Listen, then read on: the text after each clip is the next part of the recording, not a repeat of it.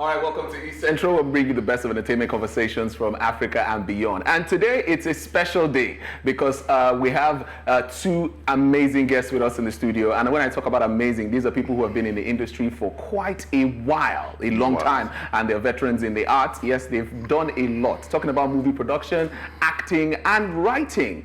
Together today with me in the show, I have none other than Fred Amata and Keppy Ekpenyong Basi. I greet you, sir. Thank you. Thank you for having us. Thank you. Thank you for gracing us with your presence today. We appreciate it. Thank you for tolerating my bullying tendencies.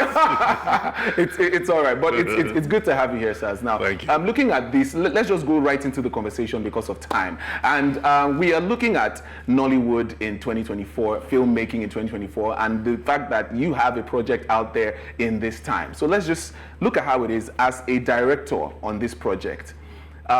Seeing how the movie has evolved, because according to the facts of history, your major break was in 1986. Yeah, as an actor. As an actor. Also as a director in 1988. You see that now. So since 1988 to now, and seeing how you were able to work on a project now. So what would you say were the things that have changed looking at it? Okay, I decided I was going to do a comparison between two films that I've done. One in 2002. Okay. Anini. And the one I did in 2004, Voltage. Now, both films, that's a long time. Yeah. Both films had similar approaches. Okay. Similar directorial concepts, because I directed both of them. I acted in Anini, Badi acted in this. That was just a picture on the wall. And then you will find out that there has been a huge transition. The industry is transiting in different ways, it's evolving. And in that evolution, different aspects of the production, acting, writing, producing, directing, marketing, financing, they're all evolving at their different paces. So I took that and tried to see, for instance, how did we do lighting then? Back then. How did we do lighting now? How did we do then there's something very important. There were gunshots. There are gunshots in both. Yes. That's a very interesting area. In 2002, we had to go look for strings of knockouts that we could put together and then place it. You put the you put the knockout here. You put the fire, and then you put the guy's head next to it. So when the knockout goes bang bang bang, and you're done. But today, that is it's much easier. Lenses. We didn't have lenses then. Yes. We do lenses now. Lighting. If you were going to light this room, for instance, then we will all be sweating. Today, there are so many different kinds of lights. It's an improvement in technology. So there's been huge improvement. In 2002, we had to do slow motion in the opening. We did it in post. In 2024, we have to do slow motion. Change the lens. Simple. It makes it easier. So the difference, there has been a lot of improvements, and today Nollywood is standing stronger. Yes. Standing stronger. Mr. Keppy, because I know that you are a writer as well. So as a writer, and let's not look at it from that perspective. Okay. So the reason I was asking that is I was going to talk about the stories now. The kind of stories now that we put out as on the Nollywood compared to what we used to do. Would you say we're telling enough of the Nigerian stories and we're not being diluted by the influence of the global influence? It will be difficult to make clear-cut, or should I say categorical statements, because the world is no longer restricted to just one geographical space. When it comes to television and broadcast, we're looking at a global village. So what you have in more recent times is that we have elements that appeals to the wider audience globally. And of course there's a shift. So we're not restricting, we're marketing, so to speak, our work, and we're hoping to reach the audience. So sometimes we're not that deliberate. Sometimes we are that deliberated. Because I was going to ask Mr. Fred, the movie Voltage is an action movie because it has guns and all that, and we know that in Nigeria, to put an action film together, it takes a lot of, you have to be really sure that you get the effects right, everything looks real, everything looks good. So as on the director on the project, how were you able to make sure that this was perfect enough? It will not be easy. It was never easy. When you are doing an action film, you have a lot more shots to take to just tell the simple story. 2 minutes story. And so that can create a challenge if you do not know exactly what you're doing. Because, for instance, you have a gun fight. If the gun fight does not have its own story in itself, if it doesn't have a beginning, a middle, and an end, like everything should have, every scene should actually have a beginning, middle, and an end that the whole story has. If it doesn't have it, it doesn't come out as, there's something, you can have action without empathy or emotion, and you don't feel the film. A film has got to have soul, and it is in looking for that soul that you must make sure you get all your shots right, or you can lose your audience. We've spoken about the fact that, putting the action movie together. So, Mr. Keppy, looking at the fact that you were an actor on this project, and it's you've been in this for a long time, and seeing the complexity of this film, was it any different from? No, let me just throw in something we said while that was being screened. This story, the reason why it's come out this strong for us is because there's so much familiarity between all the actors involved. There's a history we have. Some of us have trekked the distance from the beginning, so there's Shego on the job, there's Skate, and then there are the new young comers, the up-and-coming boys, the people like, what's the name? Olumide, who was called my son. Sunday. You know what I mean? So we've had close personal relationships, so it was easier to work with friends. It was easier to settle into your new roles and give expression to the character. It was fun. Interesting. Now I want to say something to that question particularly, and it's something that I want to say about this film Voltage. The success of the technical, the quality of the film is a direct product of a team of creative, talented people who were determined to prove to the world what they can do. So if you look at the film, you will be held. We try to tick off every aspect that holds the audience, whether it's suspense, whether it's drama, whether it is action. We try to get it at the top of it, whether it was the shots, what is in the scene, what is in the composition, everything from the DOP to the lighting man to this. Everybody was eager to say, we sabi this thing, we sabi this thing. See, look at it. And so that's part of my excitement that the film came out so well. Now, looking at the fact that you spoke about working with familiar people on the project and how it made it easy, and you also mentioned that there were some other new people who were also on the project as well. So equally committed. Yes, definitely equally committed. How would you say collaborations has really helped and build the industry at large? Because there was a time that there was a conversation of how the veterans wouldn't want to involve the young ones. There was a conversation like that went online. Well, are you afraid to use the word new Nollywood? The new Nollywood, exactly. Sir. I'm not afraid to use that word. New Nollywood and old Nollywood. Yes. It is an aberration that came into the industry. There is Nollywood. There is talent, whether it is old Nollywood or new Nollywood. There is talent. Whether it is old Nollywood or new Nollywood, there is mediocrity. True. So when it was old Nollywood, there was more mediocrity choking the talent available. Okay. Now the talents are getting expression, and therefore you are seeing it in the quality of the works that are coming out. At the time where they tried to push away the old school and say they didn't have talent, you will see that mediocrity was beginning to creep into cinema that Nigeria was beginning to experience. And they say, these people don't know what they're doing, because films were technically proficient, but they lacked empathy. So you couldn't really watch a film from beginning to end because pictures are good, lighting is good, all those things that are now easy to achieve that we couldn't achieve then. So you think because your picture is sharper, it is more interesting than the picture. No, it is because the story is stronger or the performance is stronger that holds the audience. And then again, if you have to appreciate the dichotomy, so to speak, is you look at it in terms of progress, and you look at it in terms of the circle. There's a circle. So at one time when Fred and I were in NTA back in the 80s, we considered ourselves new. We'd gone into NTA, we thought we were older players. Definitely. We were more vibrant. We thought we were more vibrant. We thought we had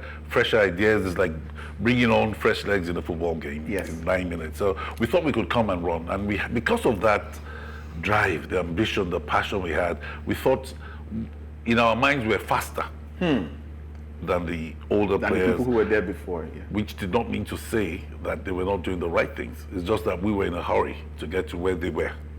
That's one way to look at it. Then we need to also appreciate it in terms of development technologically. Yes. You know what I mean? So while we were younger in our time, we had limited exposure to particular facilities. Yes. We still do tube cameras. Presently now we have a preponderance. Yes. And it's the same process. I keep on saying this to the people. It's the same process. It's from the same concept to concept development to execution. The same process. What has changed largely is technology. Okay, so technology is the major change in the process. Yeah. Now, looking at how movies are being projected now, given the fact that they say you would serve this society, definitely what the society wants to consume. And for an action film in Nigeria, would you say Nigerians really consume action Nigerian films? The thing to look at is how does the film come out? Okay. It doesn't matter what the mode is, it's how effective is the film. Okay. Are you doing a drama that and how does it resonate with the audience? If you are doing an action film, what are the elements that will sustain our interest in storytelling and narratives and sustain our interest in the razzmatazz of filmmaking, which is big explosions, gunshots, and chases and the rest. Oh, that's one thing that Nigerians should learn. You must chase. Once you are shooting a film, they must chase something. Yes. So, but all of that is what you want to now say, okay, if all these elements are in the film, it doesn't matter whether it is drama or it is an action film. But if it's an action film, you are competing against people who have been doing major, let's say, stunts to just get that few seconds of action. You want to compete against that at that level. It's challenging because it also means a lot of funding. It's challenging, but with the right vision, like what we try to do with this, it was supposed to be larger than we could afford, but we managed to contain it in a very believable mode, and that is what is key. Okay. So let me just throw in this a little bit. Okay. Put the Nigerian in any environment. What do you think we look out for? We look out for the best. So we are consumers of the best. We look out for Nigerians are heavy critics. True. We probably would not stay in the kitchen if it's that hot. Do you understand? We're not that tolerant. Yes. So our reception is because we are engaged, we are enjoying. If we don't, we will leave. Okay, so the reception so far has been positive because it's been delivered well. It's been delivered well. I like the fact that you made emphasis on the content being delivered properly and the consumption would be key. And then the nature of our people characteristically, who we are as a people. So on final thoughts because of time, let's talk about the medical provision, because in recent time there have been the conversations and situations that happen with Nollywood as regards medical availability for veterans in the game.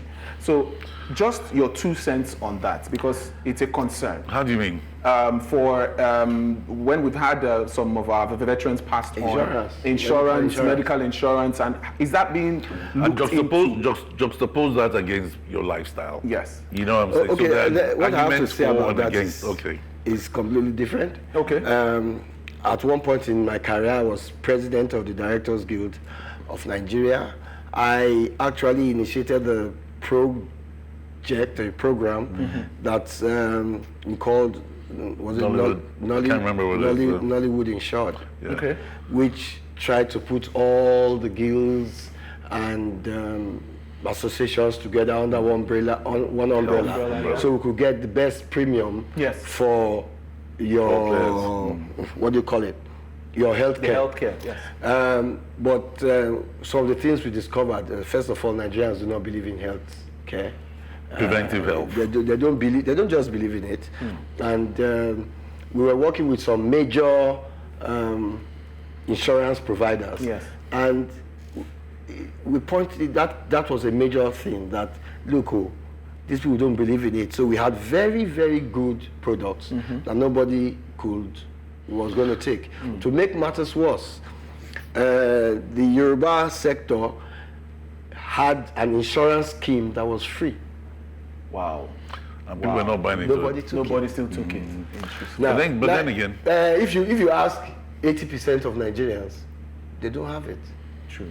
So it is something that is ingrained in our culture, but reflected more in the passing of those that we Celebrities see. are noisy. Yes. And then it seems like it is just in our sector that we it's do everywhere. not have. So this is an opportunity for me to preach. Yes. Yes, sir. Please go ahead.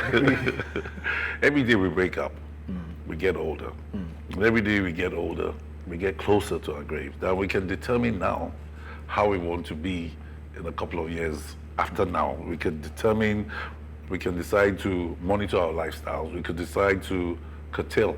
We could decide to improve in certain areas and so on and so forth. It's really a decision of realization. So when you wake up and you realize that, look, I'm in my 30s, I need to check my prostate. I'm going into my 40s, I need to look out for the numbers, blood pressure, diabetes, and so on. Those things are natural consequences of development age.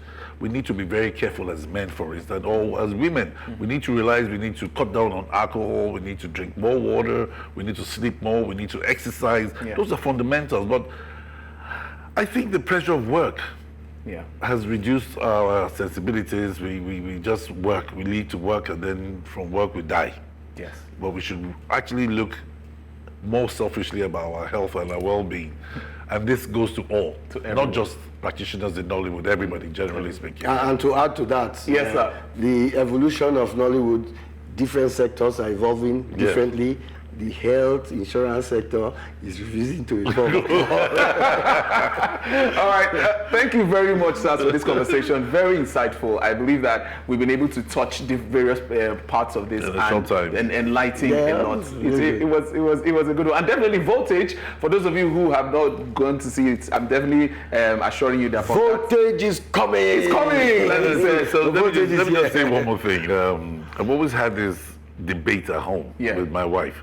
We've always argued. We've been on two sides, the same side. My wife believes Fred is a fantastic director. I believe he's both. So at home, before we sleep at night and we talk about him, she says, Fred, anything he directs must be a success. So I need you to find out for yourself. You have to go back and look at the things I've done before. Because at one point in time, I looked at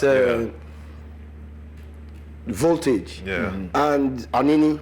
And I decided that I'm going to do a comparison because it looks so very much alike. It was as good when it was Anini as it is good when it is now Voltage. And there's another one in between, The Addict, which was a smaller story of a boy that stabs his mother. Still same. You see elements. Of the same film. There's something I always do that is in all the films. Interesting. Letters to a Stranger, for instance, blew our minds. Wow. So I think with Fred's stamp on the project. All right. Thank you very much, sir. Because of time, we have to go. But we appreciate your time. And then again, it's a lie. That was a lie. All right. Thank you very much for coming on the show, guys. We appreciate it. It was amazing. A great conversation. And for those of you who just joined us, go back to our social media platform to watch it because this was quite insightful. I'm Adewa, aka the Voice of God, and see you guys same time tomorrow on E Central. Enjoy. Hey, we're done.